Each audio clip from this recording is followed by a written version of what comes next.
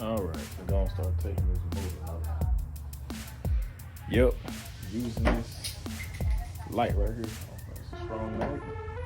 It's a real strong mag. Well, you can see now, all I gotta do is finish taking the wire harness, the hoses, and everything else. The reason I got it down to this because I wanted to look at the valves and the timing chain just to make sure. But only part about that is everything is destroyed inside this motor. I'm going to remove this drain plug off the bottom part of the radiator.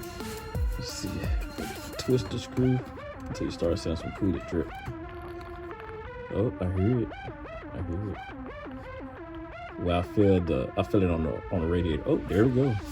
Now I'm gonna put my hand in place. Then go ahead and finish removing it. You can see it dripping. Okay. The tap doesn't come all the way up because it has a it's locked in place so it won't just fall out. You can see right here. It's locked in place so it won't come all the way out and you lose it.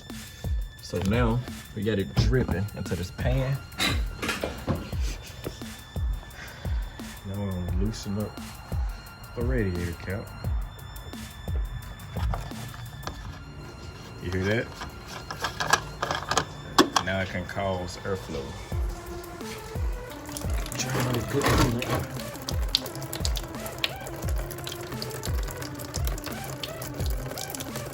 I'm gonna have to clean it out. I see some debris inside of my pan.